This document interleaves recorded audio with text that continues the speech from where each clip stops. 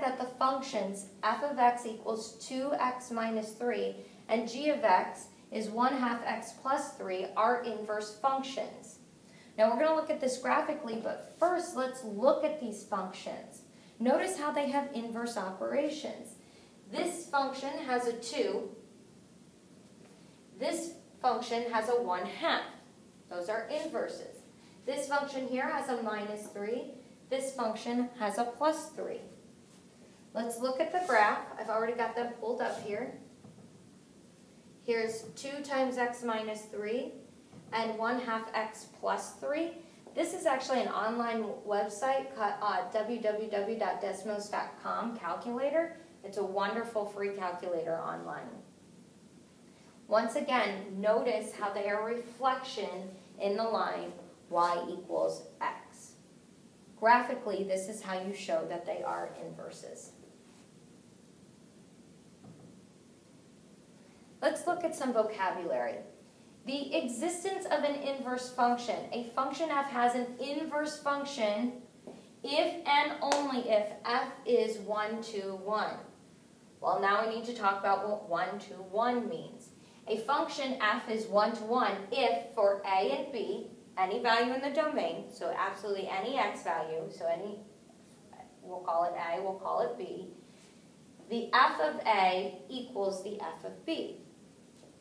If that is the case, then that means a has to equal b. If a function... Once again, please pardon this interruption, but Mark Cruzon, your father is waiting for you in the front lobby of the building. Once again, Mark Cruzon, please report to the front lobby of the building at this time. Thank you. This only works if a function is 1 to 1. For every x, there's only one y. For every y, there's only one x. So at this example, is the function f of x equal to x squared 1 to 1? Is this a 1 to 1 function? Well, one thing we could do is go ahead and graph this function. If we look at x squared, if this is 1 to 1, that means every x matches with only one y, and every y matches with only one x. Well, if I'm looking at this graph, for the x values, that's true. But if I look at this y value, like look at y equals 2. Right here, that line y equals 2. It crosses this parabola at 2 points. So this function is not 1 to 1. Another way to say that is at the point f of 1. At f of 1, this function is equal to 1 squared, which is 1. At f of negative 1, this function is equal to negative 1 squared, which is also a positive 1. These were two different x values that gave us the same y value. That means this is not a 1 to 1 function. This is not a 1 to 1 function.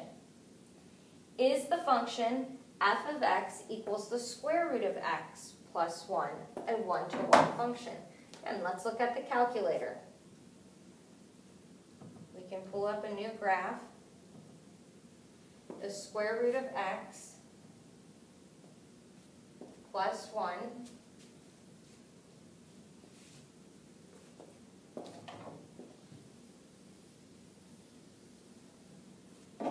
looking at this graph in red, is it 1 to 1? For every x value, is there only one y value? And for every y value, is there only one x value? Hopefully you're saying yes. This function is 1 to 1.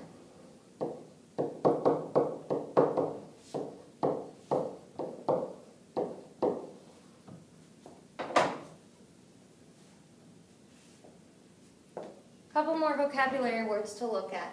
Horizontal line test is another way to graph the function in question and check to see if every horizontal line that you draw intersects the graph at most just once. Then the function is 1 to 1. We're familiar with doing this because we would do the vertical line test to see if it is a function.